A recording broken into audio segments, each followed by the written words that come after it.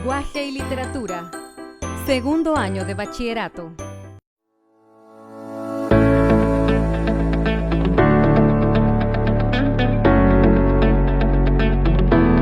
El reporte, finalidad y características. Bienvenidas y bienvenidos a su franja educativa Aprendamos en Casa. En esta ocasión estudiaremos el reporte. Si recordamos, la semana pasada hemos abordado el tema del romanticismo en sus dos vertientes, tanto el romanticismo sentimental como el romanticismo social. Estudiamos asimismo su contexto, autores y obras más relevantes, analizamos Amalia de José Mármol y también leímos dos poemas del romanticismo sentimental. En esa ocasión, la sesión de aprendizaje cerró con un reto, el cual consistía en que ustedes averiguarían quién es el autor de los siguientes versos. Es con voz de la Biblia o verso de Walt Whitman que habría que llegar hasta ti, cazador. Primitivo y moderno, sencillo y complicado, con un algo de Washington y 4 de Nimrod. Eres los Estados Unidos, eres el futuro invasor de la América ingenua, que tiene sangre indígena, que aún reza a Jesucristo y aún habla en español. ¿Quién es el autor de estos versos? Lo conoceremos al final de esta sesión de aprendizaje. Esta semana nos concentraremos en los textos no literarios, es decir, aquellos que referencian o exponen información. Entre los textos no literarios más habituales podemos encontrar los humanísticos, los científicos, los administrativos, los jurídicos, los digitales, así como el informe y el reporte. Por otra parte, ahora debemos preguntarnos qué situaciones de la vida cotidiana se prestan para poder elaborar un reporte. Antes de poder ampliar todas las posibilidades, veamos cuál es la definición de un reporte. El reporte es una comunicación dirigida a una o varias personas con el propósito de presentar información sobre un tema preciso.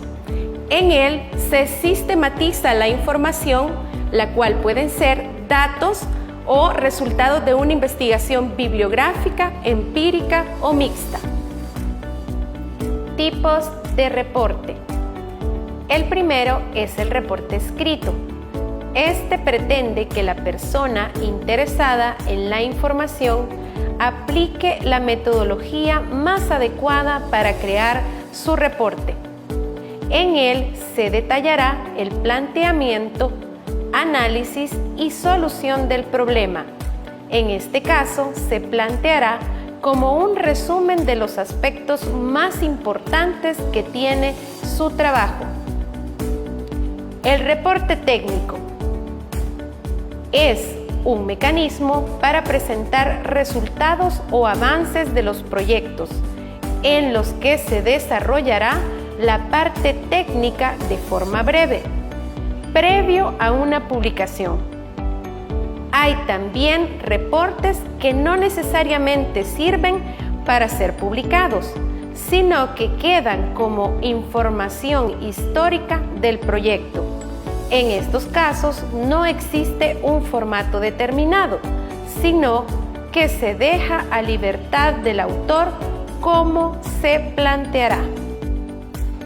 En un reporte podemos incluir diferentes tipos de información, entre estos datos de una investigación bibliográfica, avances de un proyecto técnico, el estado de arte de un tema en particular, diagramas, las propuestas para una tesis, los apuntes de un seminario, de un taller, entre otros. Características del reporte. Claridad. Concisión. Debe ser personal. Debe tener un orden lógico. Debe ser breve y presentar un estilo narrativo.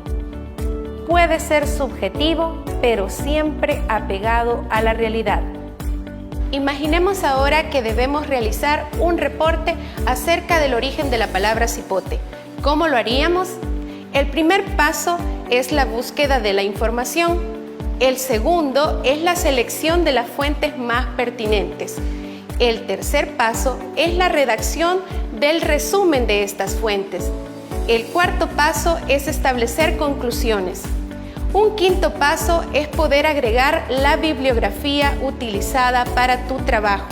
Así daremos unidad a todo el texto. ¿Sabías que en Madrid está ubicado el Museo del Romanticismo, el cual fue fundado por Benigno Vega Inclán en un palacio neoclásico del siglo XVIII?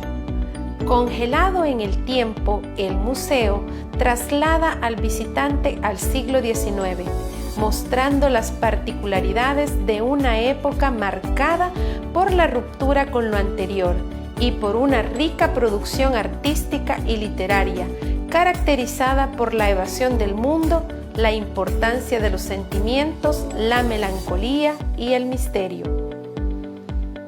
A continuación, estudiaremos algunos ejemplos de reportes. El primero de ellos es un reporte noticioso sobre un sismo ocurrido el 31 de mayo de 2019. Veamos. 31 de mayo de 2019. Este día, a las 3 horas con 3 minutos, hubo un sismo de magnitud de 6.8 frente a las costas del Departamento de la Libertad y fue sensible en todo el territorio nacional, por lo que la Dirección General de Protección Civil informa a la población de manera preliminar las afectaciones presentadas desde las 3 horas con 3 minutos hasta las 3 p.m., presentándose un total de 99 afecciones, que van desde pequeños derrumbes, viviendas destruidas, centros escolares y edificios de salud dañados hasta calles afectadas. A esta hora se han reportado 30 réplicas, de las cuales 18 de ellas han sido sentidas por la población, oscilando entre los 3.6 y 4.9 de magnitud, según datos del Ministerio del Ambiente y Recursos Naturales.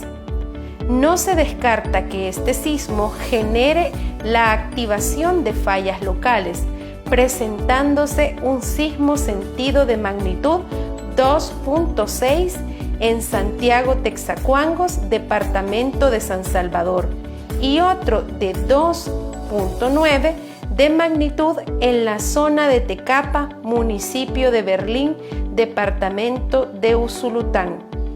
Ante cualquier sismo, guarda la calma, busca un lugar seguro dentro de las edificaciones y protégete de objetos sueltos que puedan caer desde lo alto. Evacuar de manera ordenada, dirigiéndose a un sitio marcado como seguro o a un lugar despejado. El texto que acabamos de observar es un ejemplo de reporte noticioso. Ahora bien, debemos analizarlo a partir de las preguntas de lectura comprensiva que se presentan en tu guía de autoaprendizaje. La primera de ellas es ¿qué tipo de información nos presenta el texto? En el texto se nos da información literal. Para ello te recomiendo que hagas una lectura para identificar toda la información que nos da el texto acerca del sismo, su magnitud, las consecuencias y las recomendaciones de prevención a la población salvadoreña. La segunda pregunta es ¿a quién está dirigido el texto? El texto está dirigido en general a la población salvadoreña y en concreto a las autoridades o entes de gobierno que velan por el bienestar de la misma. La tercera pregunta es sobre el tipo de lenguaje. Si es un lenguaje claro, entendible, dirigido para todo público. En esta pregunta debes hacer una valoración personal, identificar aquellos rasgos de lenguaje formal o expositivo que caracterizan al reporte. La última pregunta es ¿cuál es el propósito comunicativo del texto? También es una pregunta que debes responder a partir de una valoración personal. ¿Logra el objetivo el texto? ¿Cuál es el objetivo? Si es un reporte noticioso, su objetivo es informar. ¿Sabías que Nuestro idioma tiene aproximadamente 300.000 palabras o conceptos diferentes, aunque la Real Academia Española solo recoge 88.000. Retomando los ejemplos sobre el reporte, a continuación analizaremos uno de carácter científico, que se titula El impacto de los emoticonos en la actividad cerebral.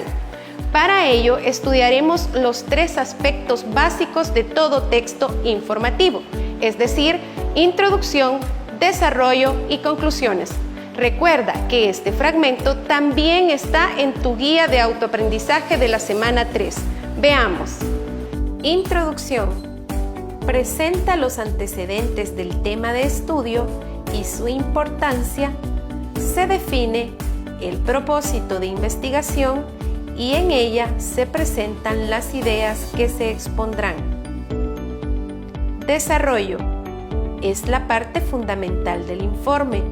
Es donde se presenta la información o resultados de la investigación de forma clara y ordenada. Asimismo, es donde se encuentra el desarrollo de las ideas del tema investigado. Cierre o conclusiones. El texto finaliza con una valoración del tema tratado. Además, se sintetiza la información destacando su importancia. El ejemplo que acabamos de observar es de carácter científico. Para analizarlo, tu guía de autoaprendizaje propone algunas preguntas de comprensión lectora. Veamos a continuación. La primera de ellas es: ¿cuál es el propósito comunicativo del texto? La segunda es: ¿cuál es tu opinión sobre el uso del lenguaje en el mismo? La tercera: ¿cuál es tu opinión sobre el uso de los emojis o emoticonos en la comunicación digital? Sobre estas últimas, debes volver al texto, retomar información pertinente y elaborar tus propias valoraciones. Ahora bien, ¿cuál es tu opinión acerca de la importancia del reporte?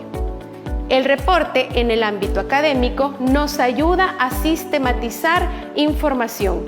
Por lo tanto, no solo es una tarea, sino un mecanismo útil para poder organizar información y poder compartir con otros lo que hemos aprendido. El término emoticono es la adaptación gráfica propuesta para el acrónimo inglés emoticon. Está compuesto por los términos en inglés emotion, emoción y icon, icono. Retomando nuestro tema y las tareas puntuales de la semana, te ayudaré a definir un plan para elaborar tu reporte. Lo primero que debemos hacer es seleccionar un tema de tu interés. Lo segundo es contestar las siguientes preguntas para hacer un punteo de ideas sobre aquellos aspectos más importantes que te ayudarán a definir con objetividad cuáles son los propósitos de tu reporte.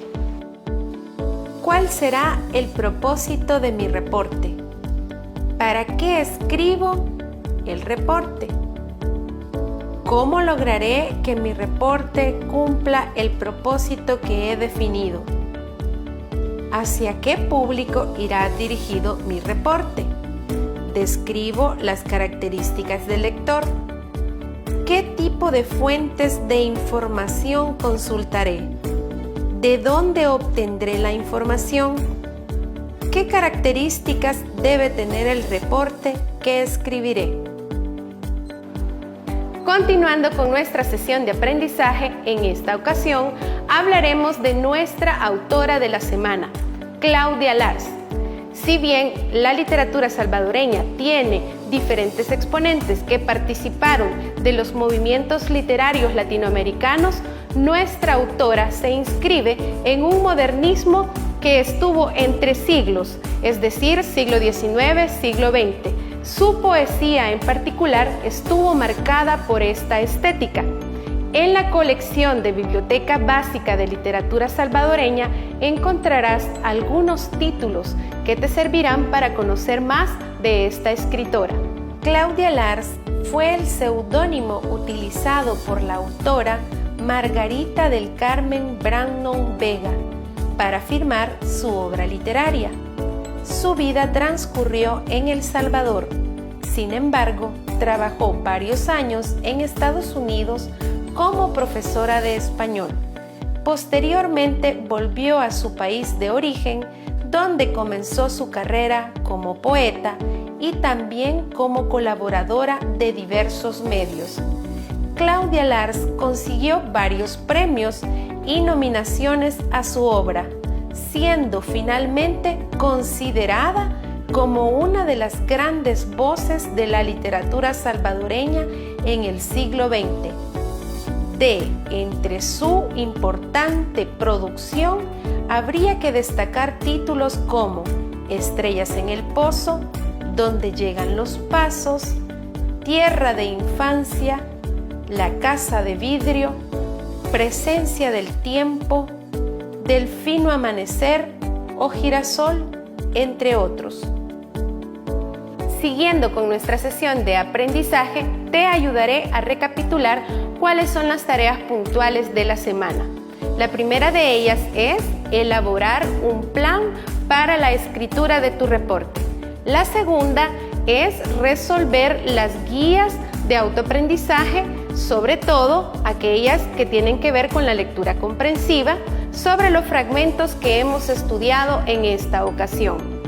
Por otra parte, para darte un ejemplo concreto sobre el tipo de reporte que debes redactar, te presento a continuación un video sobre El niño con el pijama de rayas, el cual presenta datos concretos acerca del libro y hace una comparación con la película. Veamos a continuación. Hola, yo soy Alejandra y hoy hablaré del niño con la pijama de rayas. Esta novela fue escrita por John Boyne y fue publicada en el 2006 en la editorial Salamandra.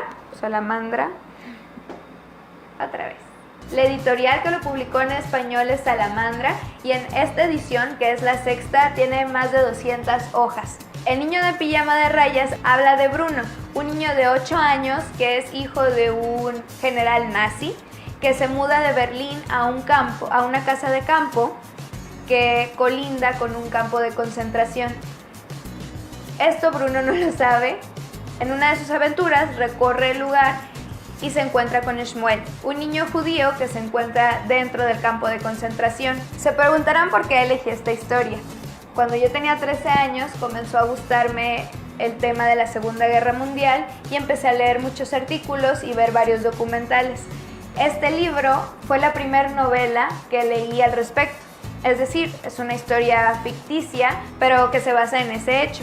En El niño del pijama de rayas se habla sobre la amistad, sobre la tolerancia, sobre el respeto y todo esto en el contexto de la peor guerra que ha enfrentado la humanidad. El libro es especial por la amistad que entabla Bruno con Shmuel, que trasciende más allá del odio y de la guerra de ese momento. Es por eso que esta historia es tan especial, porque nos cuenta cómo ellos van entablando esta relación sin importar su tipo de religión o sus creencias.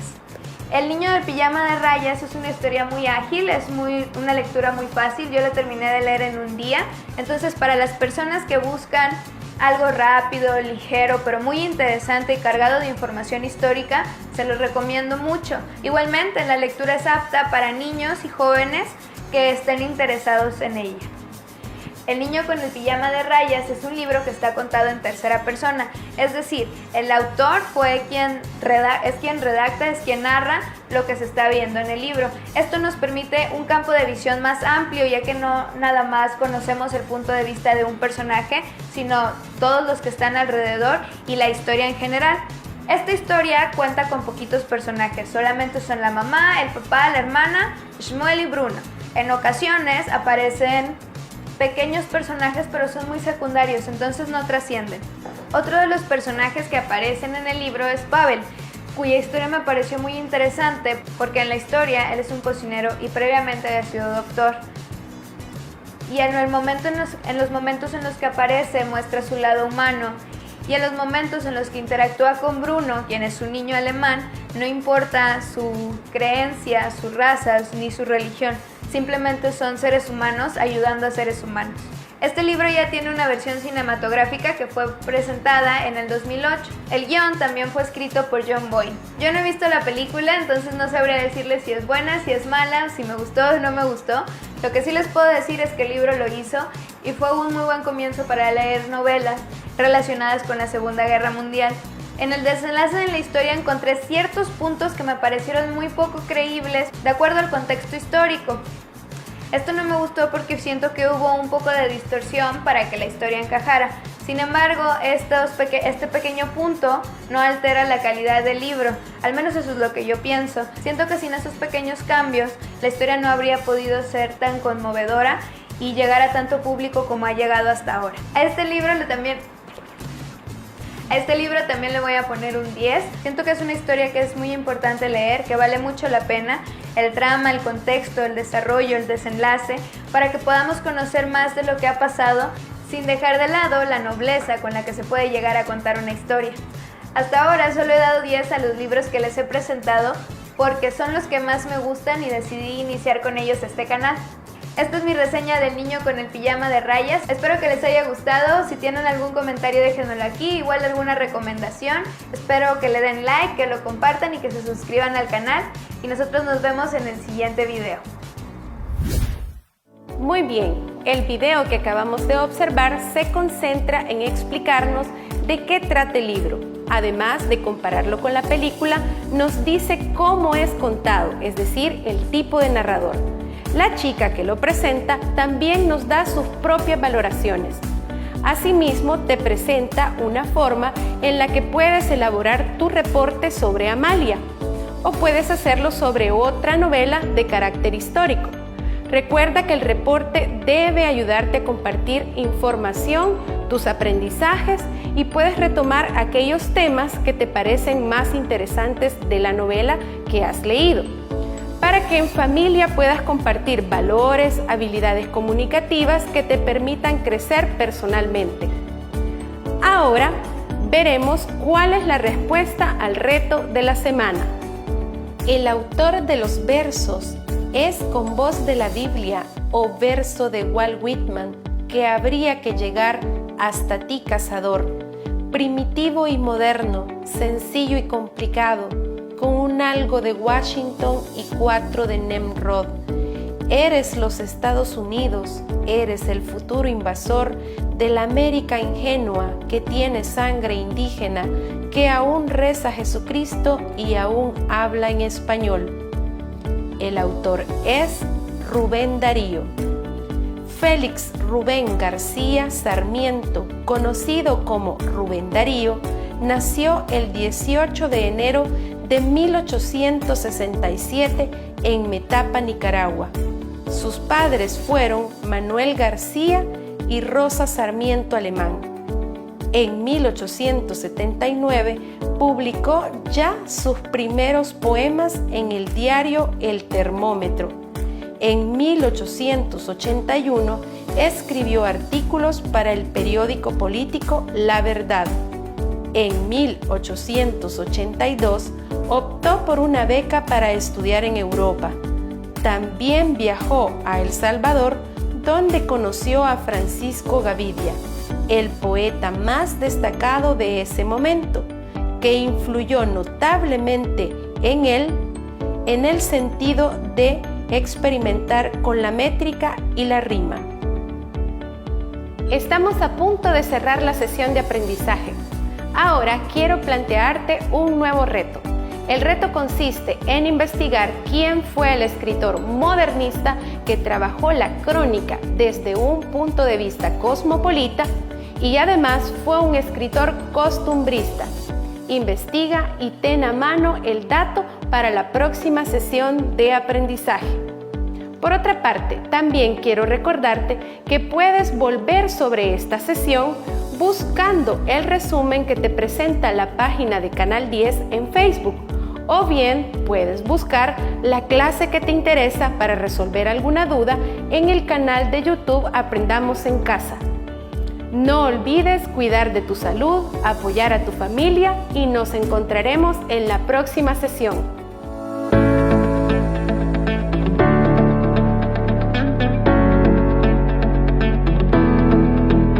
Thank you.